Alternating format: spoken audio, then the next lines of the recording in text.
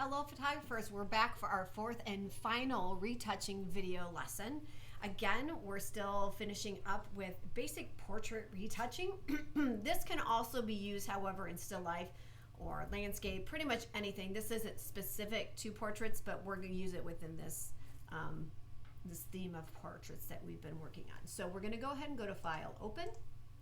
We're going to go back to the Courses folder, Art, Photo Class, and we are at Retouch 4. Let's save this in our cloud. File, Save As. Hopefully this is getting easier. Save to Cloud, making sure it's in your appropriate Lessons folder, Retouch 4 with your name, and hit Save, and we are ready to roll. All right, today is actually going to be pretty brief. We're just going to talk about two different effects. We're going to talk about a field blur and a vignette effect. So field blur is an after editing effect where you can add what's called a shallow depth of field. We are going to learn about depth of field when we get into aperture and getting into the more of the manual settings on our camera in coming weeks. But this is how you can add it afterwards. So what a depth of field is literally means the distance at which everything stays in focus, right? So if you have a deep depth of field, that means everything in that image is nice and crisp and clear. So if I zoom in, the faces are clear, the cars are clear, and everything in the background is fairly clear. So this is a pretty deep depth of field. Now it's not super deep because we do get some blurring back here with these trees, but for the most part, it's pretty deep. So what a shallow depth of field does is it leaves one part, typically your foreground, but sometimes it's not. Sometimes your foreground will actually be blurred and it's your middle ground that is in focus. But basically, one part of your vision is in clarity or in focus and the other parts are blurry, which is actually a little bit more the way our human eye sees. It's a little bit more visually appealing to people, and it works really nice when you're trying to make your center of interest stand out more. It's one of those things that you can use in after editing to help focus our eye. So we're going to go ahead and we're going to start that first. I'm going to zoom back out. I'm going to double click the hand tool that zooms me all the way out. If you want to, you can fix your tone and color and practice all of those things you learned. You can stop the video and do that now if you want to. But we're going to advance on and we're going to go up to Filter, Blur Gallery, and you want to go to something called Field Blur. So remember, we talked about the fact it's the depth of field. So that's why it's called the field blur. So you'll notice that pretty much right away, everything is blurry. So what you have to do is you have to set pins. So I'm going to set pins at a couple different, so I'm going to click on his face. I'm going to click on my face. I'm going to click, and you can set as many pins as you want to. It just takes more time to edit. So I'm going to click here. I like to set pins at several different spots with my focus, okay? And I want to make sure these are all nice and clear. So I'm going to click on that first one. This is how you edit. That's the active one. I'm going to come over to the right here, and I'm going to take the blur to 0. And then I'm going to click the next one because I want this. I want us to be in focus. I'm taking all of those down to 0. And it's going to pin it. It's going to make sure that focus stays nice and crisp and clear. It's not going to have any blur on it. I can add more or less.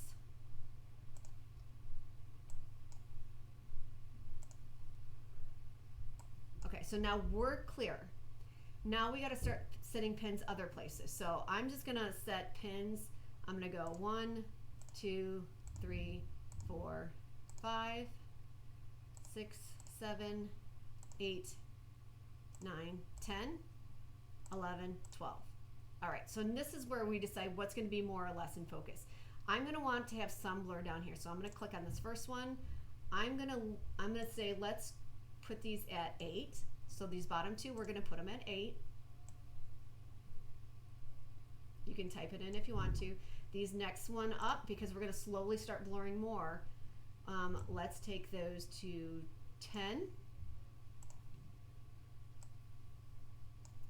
Next one's up, we're going to go to 12.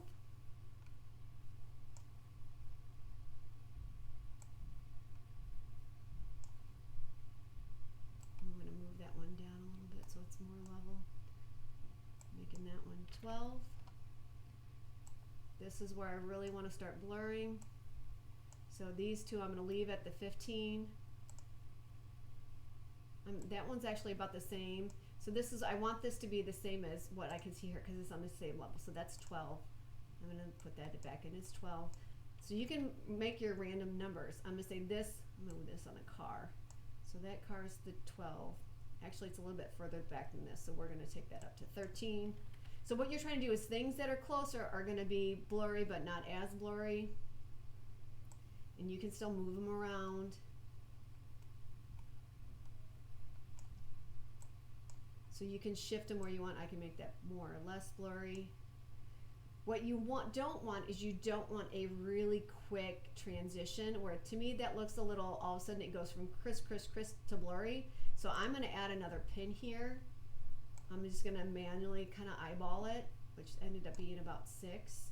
Because that, same with here, if I were to zoom in, this all of a sudden this is blurry and goes crisp. I'm going to add another pin here. But I don't want his jeans to be too blurry.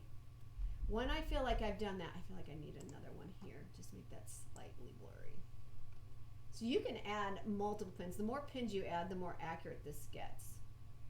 So again, you just have to think about the fact that this is clear, and then you need to think about your distances. Like this needs to be a little bit more blurry. But now it started to blur here, so I'm going to add another pin here because I don't want that to be blurry. So I mean, technically I could go and put pin all the way around, but I'm just kind of being lazy, and then I'm going to click OK when I'm done with that. All right, so stop the video and do that now. And now we're going to zoom in. I'm going to zoom in on the faces so I can see it, so you can start to see that blur here. So I'm going to open up my history panel, window, history. This is before, this is after. You can see the difference. See how it makes us pop out just that little bit more because I blurred the areas around us. Now this isn't the best way to do depth of field, but you can after the fact. This actually works the best on still lifes, I'll be honest, like objects that you take pictures of, but it can be done with portraits as well. Okay? So now we're done with our field blur. Now we're going to do a vignette. Vignettes are really simple. So what a vignette means is that there's a gradual transition from the outside to the inside. Again, it's to highlight your area of emphasis, and your vignette can do a couple different things. It can make your outside a little bit darker, it can make it a little bit lighter, it can make it blurrier, it can make it less saturated, but basically you're somehow changing the area around so that this look stands out and looks different. Typically you use an elliptical vignette, so we're going to find this tool here. It may be in the drawer underneath the rectangle one, but we want the elliptical tool. And the key to a good vignette is an appropriate amount of feather. So in other words, you don't want your transition to just stop hard because it's going to look like you're going to see a real solid, strict line where it goes from dark to light or blurry to crisp. And it really is going to depend on the resolution of your image. If you have a very big file with a high resolution, like say a 22 by 16 image that's at a 300 resolution, you're going to need a pixel of probably like 500 or 600. But if you're taking something that has a 72 resolution, like say off your camera phone, and it's only a 4 by 5 image, you might only need a pixel of like 20. And the only way you're going to know is to apply it, see what it does, see if it's more or less, and then undo those edits and fine tune the feather. But for us, I like to start at about 200. That's where I start. So it's up here. Once you've clicked that tool, here's your feather. And I'm going to show you how this works, and then I'm going to have you stop the video and try it. But what you're doing is you're clicking and dragging to make a marquee shape. Once you release, you can move that around. If you don't like it, just do that deselect, which if you remember, the keyboard shortcut is Control-D, or you can go up to select, deselect, up here at the top. But go ahead and just try to make a nice oval around us. Okay, so stop the video, do a nice round ellipse. All right, so now here's the trick. When we use selections in Photoshop, it means whatever changes we make, it's within this area. We actually are not changing this area. We want to leave this nice and bright. We actually want to flip it. We want to affect the area around it. So the easiest way is to go up to select, inverse. You got to flip it. So now if you look closely, those marching ants are all the way on the edge. So it's going to affect this area now instead of this area. So now we're just going to use those image adjustment commands. If you want to, you can do it as, you can go to your layers and you can do it as an adjustment layer if you want to. Okay, so you can do it this way, or you can just go up in under here under image adjustments and do it here. But I'm going to do it as an adjustment layer because that's how we've learned and that's how you have more control. So I'm going to make an adjustment layer and we're going to go to brightness and contrast. This is the first time that we're all kind of focused on this. And we're going to take the brightness down. Notice what happens. If I go all the way to the left, it's pretty severe. If I go all the way to the right, I can actually make the area around us lighter. But what I want you to see here is, so if I were to make it darker, for me, I feel like you can see the line. Like if I look here, do you see how that's pretty sudden? So what I'm going to do is I'm going to delete that. I don't like it. I'm going to go back to my elliptical marquee. I'm going to make that feather higher. I think it needs to be more subtle. So I'm going to set it at a 300. And now I'm going to click and drag. I'm going to move it. We're going to go back to that adjustment layer. We're going to go brightness and contrast. And I'm going to let you pick. You can either make the area, oops, you know what? We forgot to do one important thing. What was that? Yep, we need to inverse that. So I've got my border, okay, so go back in time if you need to, open up your history panel if you need to go back in time. We've got our selection, we have to inverse it. So how do we do that? Select, inverse, that's right. So now we have the area selected. I'm gonna go ahead and click on that, brightness and contrast. And I'm actually gonna make it lighter. I wanna make the area around it lighter. And I'm going to click close on that. All right, we're not done yet though. I'm going to show you another way to use that vignette. We're going to go up to select, reselect. It's going to put that same border on. And this time we're going to blur it. So we're going to go up to filter. This time you're going to use a different blur. Oop. We need to click on the background layer to do this when you're adding a filter. Background, filter, blur. And we're going to go to something called the Gaussian blur. And you can play around with these if you want to. But what the Gaussian blur does is it just blurs whatever's there. So if I go all the way to the right, it's going to really blur it. But I don't want to go that crazy. And it does take a while. So that's really blurred. I want to just blur it just a little bit. Not going crazy. And I click OK. With this border still selected, I'm still not done. We're going to do another adjustment layer. We're going to click on that adjustment layer, and this time let's go to hue and saturation. And we're going to take the saturation down so that we're making the area around less saturated, and close that. We're almost done, guys. So what you can see, and I'm going to explain these in a second, we're going to go back and we're going to reselect one more time. Select, reselect. But this time we're going to affect what's on the inside. So we're going to flip that again. Select, inverse.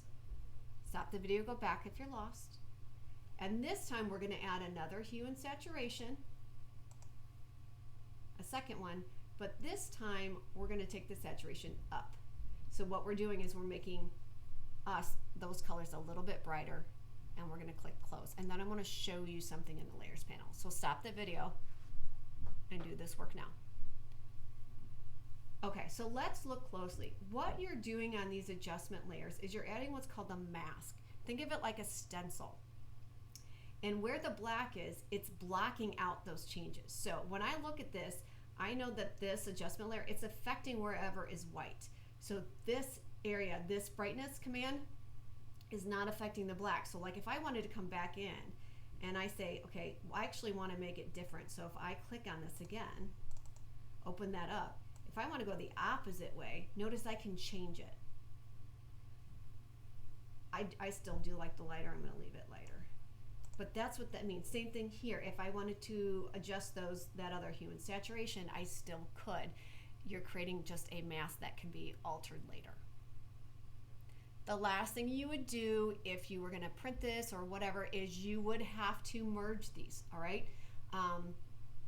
If you wanted to make it all in one layer. But I'm going to show you what's called an exporting option today. It's our last thing we're doing today. So if it were me as an artist, I would always want to keep this file just as it is with these layers in here. So maybe I could come back another day and try a couple different variations, and I can make changes to these. But if I wanted to send this so I could post it on social media or send it to Walmart for printing or make cards out of it or something, I would have to put it in a JPEG file. Well, whenever you have multiple layers like this, it automatically converts it to what's called a PSD file, which is a Photoshop file that will not open in any other program other than other Adobe Suite programs like Illustrator or InDesign. So in order to make it universal, we're going to have to export it and change the file type. I know that sounds complex, but here's all you need to know. It's kind of like saving it as a different version. So you would go up to File, but instead of saving it, we're going to go to Export. It literally means we're going to kick it out of Photoshop. So we're going to go to Export As. You want to make sure this is set at JPEG, okay? If you know you have a specific resolution and things, that's where you can change it in here, but we're not going to monkey with that. And we're going to click Export. Now, it's going to say, okay, notice it's kicking it back to the network now. So this is where you go back to your folder, go back to your yearbook photos folder, and if it were me, just for sake of it makes things easier, I would make a new folder and I would call it Edits. So I know that inside, these are the photos that have been edited, right? I can give it whatever name I want. So I'm going to call it me and Aiden. That's my son's name. Because this is just for me or whatever. It's not on video lesson. I'm just going to save it. So now I've exported this thing. Okay? And so this is where you're going to turn this file in just a little bit differently to me. Instead of sharing it with me, you can if you want to make sure that I have it for certain. But what I want you to do now is you're going to go back to Google Classroom. Give me a second, I'm going to pull this over. You're going to go back to Google Classroom, and wherever this assignment is, which it's not on the screen right now, you're going to actually attach it. You're going to attach that JPEG. So I'm going to show you how I would do that. If we're in, let's pretend this says Retouch Lesson 4, you would turn it in, you would attach it in here. You would have to hit that upload button and navigate to that network folder to put it in here before you turned it in. Because I want to see that you know how to export a file. Because remember, exporting is important if you plan to use these images anywhere other than Photoshop. All right? Once you have done that, you are done. Insert your image, and good job.